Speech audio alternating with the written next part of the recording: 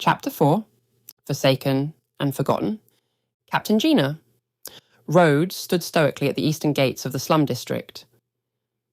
The grim threshold between relative civility and the forgotten chaos beyond. Flanked by her steadfast operatives, Paul and Barry, she surveyed the crumbling skyline with unwavering resolve. Her posture was the embodiment of authority. Shoulders squared, chin high, eyes sharp as razors. She was no stranger to war zones, and the slums were no exception. Her armour, a gleaming testament to military innovation, shimmered with hues of gunmetal and cobalt beneath the polluted sky. Forged from adaptive polymers and cutting-edge nanofibers, it offered the ideal balance of maneuverability and resilience. A faint pulse of energy shimmered across its surface. An advanced shield matrix, capable of absorbing both ballistic and energy-based assaults without compromising mobility. This was armour not just to survive in, but to dominate. Atop her head, her helmet whirred softly. Its augmented reality visor bathed her vision in a constant flow of data movement, heat maps, enemy signatures, biometric readouts. Her HUD delivered tactical options in real time. Decisions could be made in seconds, executed with precision. A voice-activated, encrypted comms array linked her to her team and high command. With a whisper, she could summon reinforcements or issue precision orders.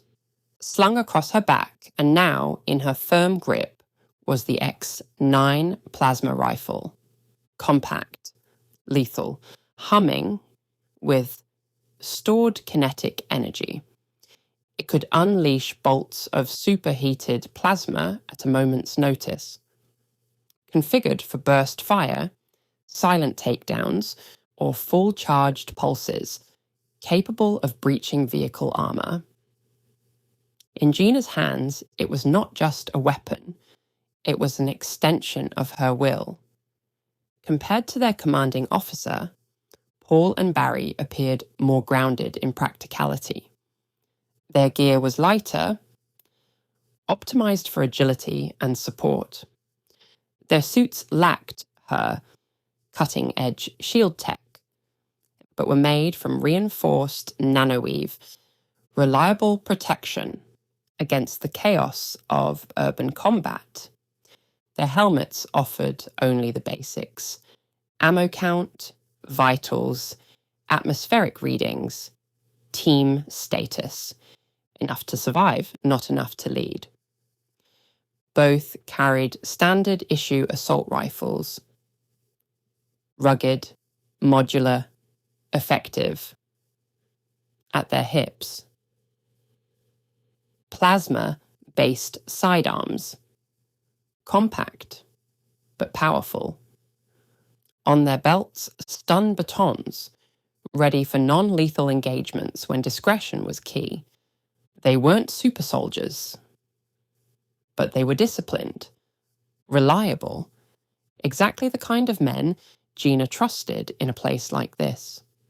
Paul grunted, adjusting the heavy duffel slung over his shoulder.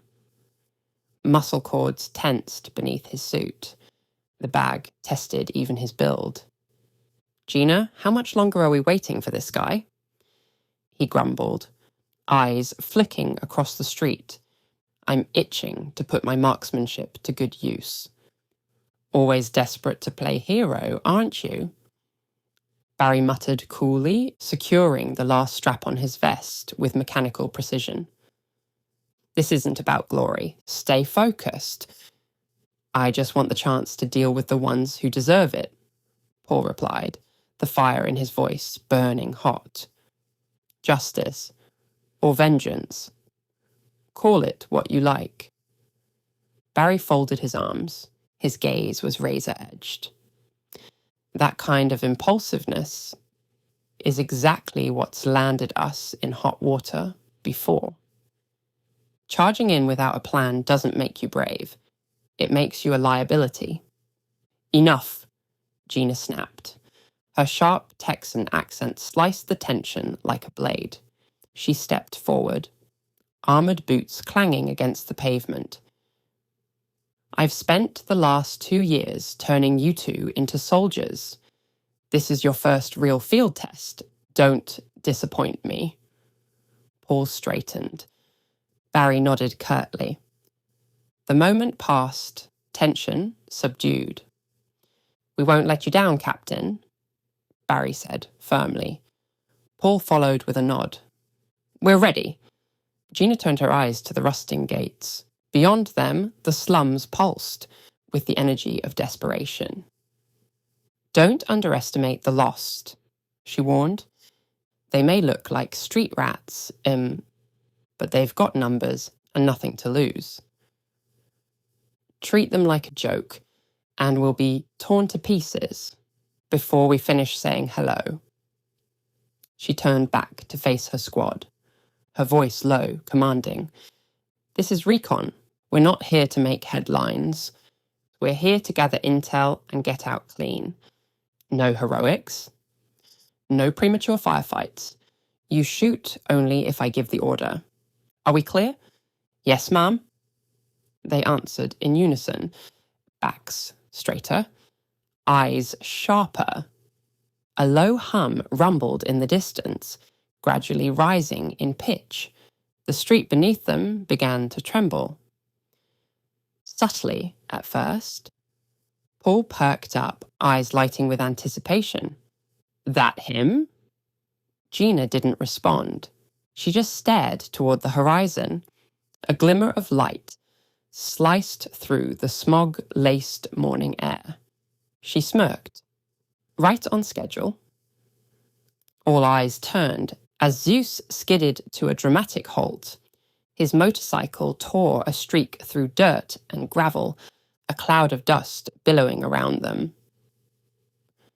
Shrouding the team in a swirling haze, before slowly dissipating, the sleek metallic silhouette of the Centaur 32X cut through the fog like a blade through silk.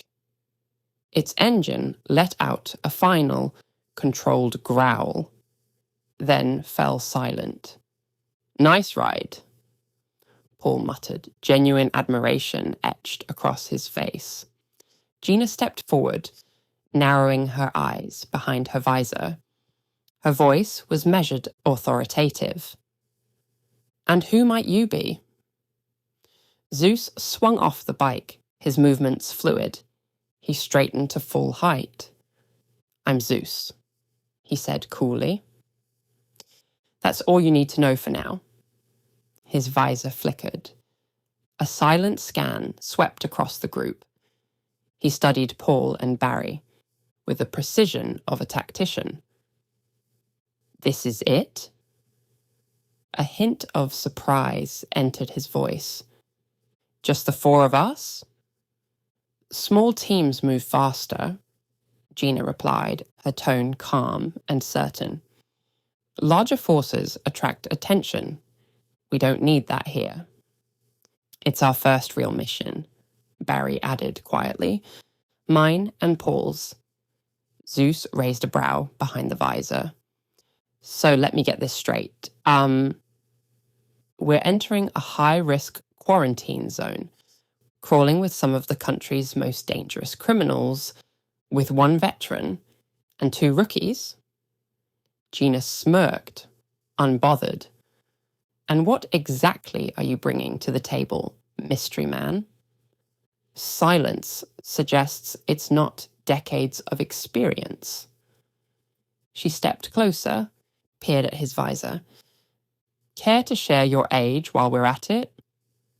Zeus paused. William's words echoed in his mind. Trust her. He inclined his head slightly. All right, I'll defer to your judgment, Captain. What's the plan? Gina lifted her wrist. A crisp blue hologram burst to life. A detailed 3D map of the surrounding district floated before them, glowing softly in the morning gloom. Our primary target is Heinrich Fischer, she began, voice clipped and clear. Major arms dealer, wanted in over 30 countries, currently holed up nearby. Zeus stiffened. The name struck a chord.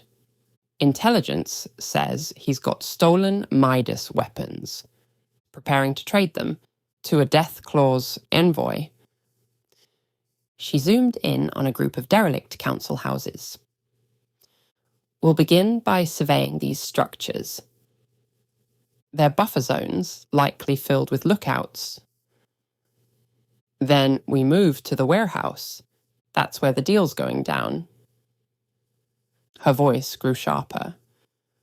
Objective: capture both Fisher and the Deathclaw contact. Silence and speed are paramount. If we're loud, he'll vanish before we breach the first corridor. She dismissed the hologram with a flick. Any questions? Silence. Each operative stood focused, poised, even Zeus. Good? Gina nodded. She turned toward the rusted gate, raising her voice. Open the gate! With a mechanical groan, the iron gateway creaked open. Beyond lay the slums. A tangled sprawl of graffiti-stained concrete, makeshift barricades, and the simmering tension of a forgotten world. Weapons primed, nerves steeled. The team moved as one. The mission had begun, and none of them knew what waited in the shadows. Canary Wharf, once a gleaming emblem of London's financial might, has undergone a harrowing transformation. What was once a bustling epicenter of commerce is now a fortified prison city, severed from the outside world, and ruled with merciless authority by a faction known only as the Lost. Within its towering walls, a disturbing paradox unfolds. Remnants of civil structure linger in daylight. Yet, beneath this thin veneer, lies a thriving criminal underworld. Order and lawlessness exist side by side. A fragile duality stitched together by desperation and force. The air in Canary Wharf is heavy, tainted by a constant sense of danger and survivalism. Hidden in the shadows of its once pristine towers, brutal underground fight clubs flourish. Here, conflicts are not resolved by negotiation, but through violence. Victories earn respect. Allegiances are brokered through carnage. Survival becomes currency. Illicit markets lurk in the dark, trading contraband, stolen tech, and synthetic weapons. Back alley clinics offer cybernetic enhancements built from scavenged components and harvested flesh. No names, no questions, just payment. Progress has been stripped of ethics, swallowed whole by desperation. Worse still are the drug labs, churning out the stimulant known as Adonis, a volatile performance enhancer that fuels the district's blood-stained economy. Addicts, mercenaries, aspiring warlords, all consumed by its promise, caught in a relentless cycle of power and decay. And yet, amid the chaos, a twisted sense of order endures. Within this enclosed world, residents obey an unspoken code. Outsiders are met with suspicion, or worse, until they prove themselves. Trust is rare. Alliances are brittle. but they are essential. In this crucible of ruin and resistance, community is forged not by kinship, but by necessity. Unity is the only shield against law enforcement, rival syndicates, or the wrath of the lost themselves. Canary Wharf is more than a prison. It is a scarred reflection of a society abandoned, a bastion of extremes, where loyalty is a lifeline, betrayal is inevitable, and survival comes at any cost. As the team cautiously navigated the desolate streets of the slum district, wary eyes followed their every move. The inhabitants, hardened by years of neglect and survival, watched with contempt and quiet distrust, furtive glances, half-hidden whispers. Each carried the weight of history, resentment, and fear. The air was thick with tension, clinging to them like smog. Danger was near, unseen but undeniable. "I can't shake the feeling we're not exactly welcome here, Captain," Zeus muttered, his voice laced with unease.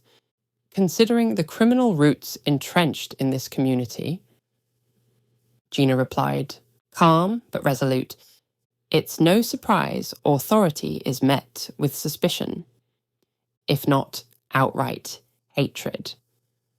Paul, ever alert, rested a cautious hand near his sidearm. His eyes swept across doorways and rooftops.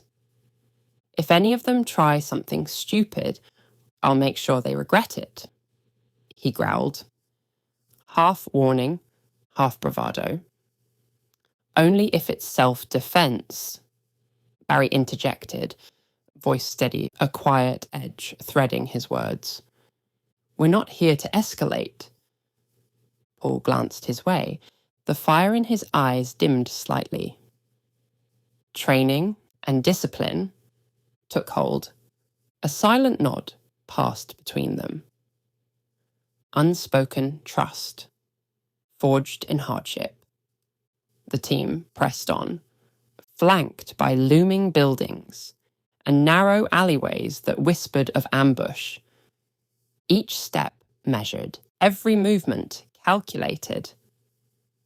Gina led them forward, with the surety of a veteran soldier, her instincts, honed by years in volatile war zones, guided them into the storm. The further they went, the more oppressive the surroundings became. The narrow roads twisted like veins through a diseased heart, and the silence that followed them was not peace. It was anticipation. Barry's sharp eyes caught shadowy figures perched atop rooftops, unmoving sentinels, who bore the unmistakable posture of the lost. Their silhouettes were statuesque, yet their presence screamed menace. "They're watching," Barry murmured. Gina didn't need to look up to know it was true. "Stay sharp," she said, her voice quiet but commanding. "The lost don't miss a thing. And if we give them reason to strike, they'll hit hard and fast. Eyes up. Keep moving. No mistakes." The members of the Lost were as varied and striking as the environment they ruled. Their hairstyles ranged from jagged, spiked manes that seemed to radiate untamed defiance, to tightly shaved scalps inked with provocative tattoos. Symbols of rebellion etched permanently into flesh. Each marking was a badge of their rejection of societal norms, a declaration of identity carved in ink and attitude. Their attire was equally arresting. Thick, weather-worn leather jackets, layered over mesh or torn shirts. Each piece served as both fashion statement and armour against the brutal streets. The jackets bore the insignia of the lost. Skulls entwined with serpents, jagged letters, custom tags. Each one a visual pledge of loyalty. Amid the chaos of their world, individuality thrived not despite the violence, but because of it. But it wasn't just style that set them apart. Many bore the hallmarks of cybernetic enhancement. Bionic arms buzzed faintly with mechanical tension, while ocular implants flickered with synthetic light, scanning with eerie precision. A brutal merging of flesh and circuitry, all in the name of survival and superiority. Their weapons were no less vivid: spiked bats, chains, serrated blades, worn openly like badges of honor. Others carried makeshift firearms, crafted with cunning and ruthlessness. Each weapon a message. We are not afraid to kill. Barry leaned closer to Gina, voice low. They're watching us, every move. I know, Gina replied, never turning her head. Keep your gaze ahead. Don't make direct eye contact. Let them posture all they like. Our focus is the mission. Zeus narrowed his eyes behind his visor, his voice a quiet rumble. Captain, do you think the Lost are working with the Black Death? The Lost don't serve anyone, Gina answered swiftly. They're fiercely independent. But they'll align with anyone, Black Death included, if the price is right. Credits, stolen augmentations, even human lives, trafficked refugees, forced prostitution. They're mercenaries of chaos. Paul scoffed. Wouldn't surprise me if Heinrich offered a hefty sum, just to make sure they slow us down. Send a few of these bastards to make our job harder. Zeus scanned the perimeter. Something shifted. A second group of lost members had begun to follow, keeping a calculated distance. His instincts lit up. He moved closer to Gina. Captain, we may have a complication. Gina nodded slightly. I see them. Stay calm. We don't break formation. We stick to the plan. Despite the weight of the eyes tracking their every move, the team pressed on. Each step deliberate, every glance measured. Surrounded by predators, in a cage of concrete and desperation, the only way forward was through. Then they emerged. More members of the Lost stepped from the shadows, forming an impenetrable wall that blocked the team's advance. A show of force, a declaration of ownership. Each one held a crude, deadly weapon. Baseball bats wrapped in barbed wire, serrated knives, unregistered firearms. None spoke. They didn't need to.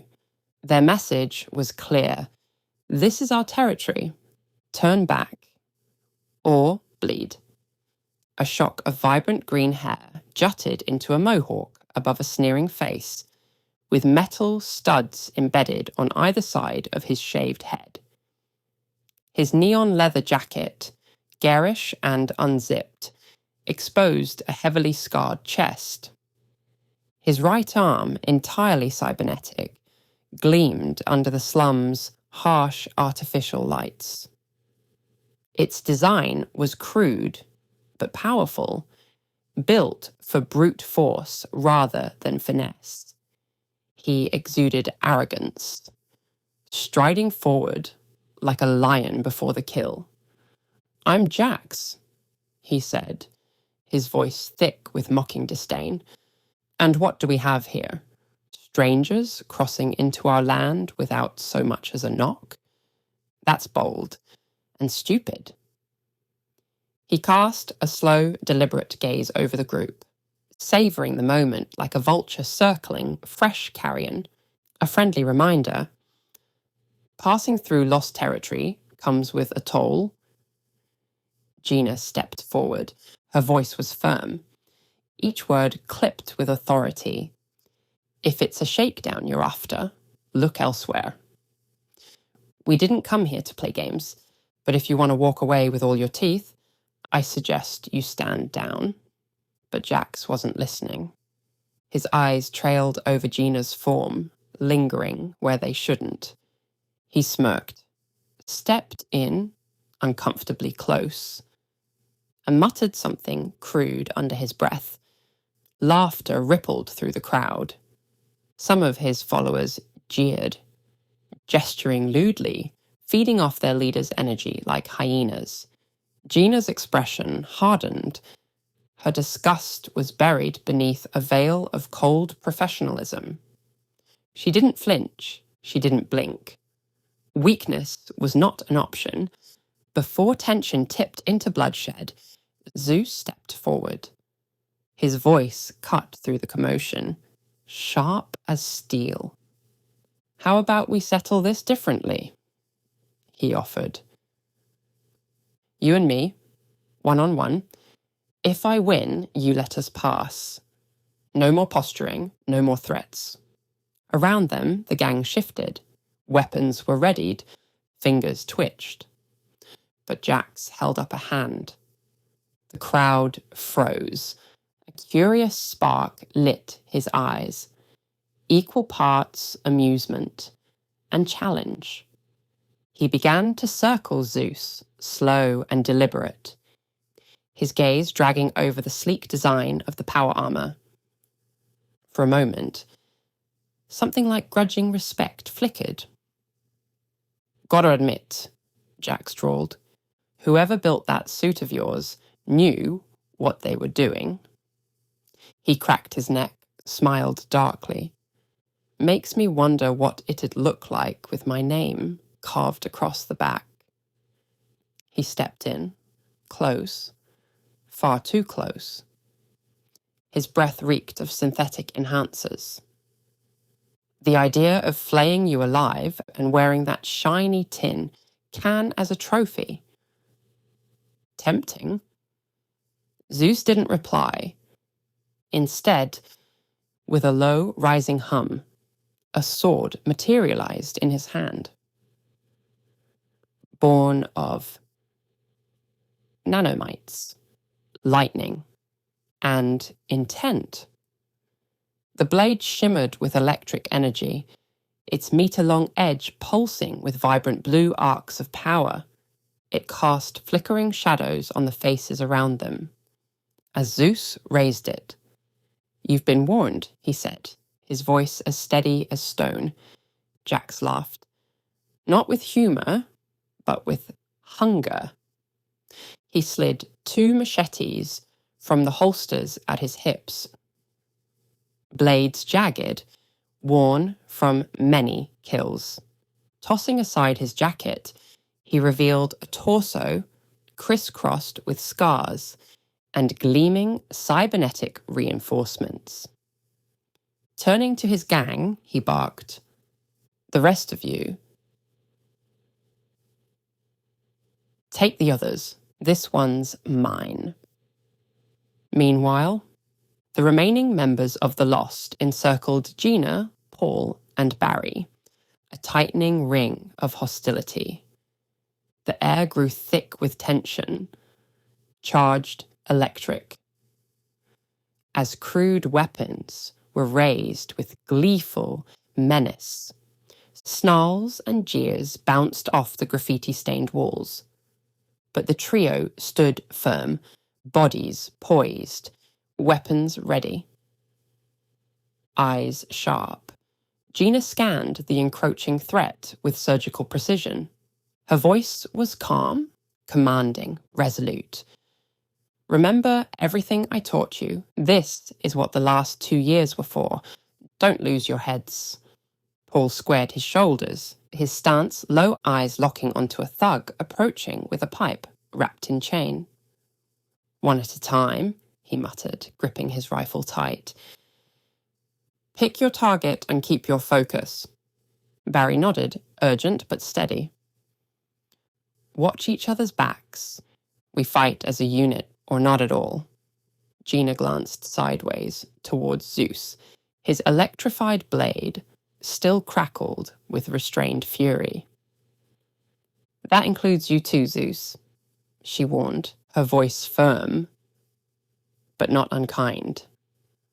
Non-lethal, that's an order. The light from his blade reflected in his visor, like a thunderstorm waiting to break. Understood, Captain, he said. I'll fight smart. In response, Jax, a predator born for chaos, twirled his machetes with eager menace. His cybernetic arm whirred softly in anticipation. Fixing his jagged grin and piercing gaze on Zeus, he sneered. Show me what you've got, metal man. Let's dance. With a savage roar, Jax lunged. His twin blades slashed through the air in a storm of steel. Each strike fueled by ferocity and precision. But Zeus held his ground. His electrified sword sang with energy. As it met each incoming blow, sparks erupted at every clash, crackling bursts of blue and gold. That lit the street in ghostly flashes. The duel unfolded like a choreographed storm. Fluid yet brutal. Beautiful yet deadly. The clang of metal on metal echoed through the slums, drawing stares from the watching lost and from comrades locked in their own standoffs. Their eyes locked. Jax's, burning with wrath. Zeus's, cold with focused resolve. Neither gave an inch. Then, a sudden opening. Zeus twisted right, stepped inside Jax's guard. Tai aspreitsatas stai. Kanjens I mai ens a aind slammed his helmeted forehead into Jax's face. Crack, the headbutt landed, flush. Cartilage shattered. Blood exploded across Jax's face. He reeled back, howling in pain, clutching his ruined nose. You'll pay for that, you bastard, he bellowed, spitting blood, his eyes wild with fury. But Zeus stood firm. Lightning crackled down his sword. I warned you.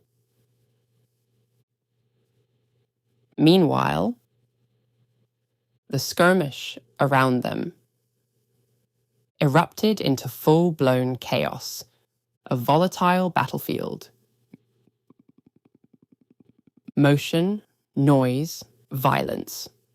Gina moved like a seasoned warrior, every motion deliberate, every strike calculated.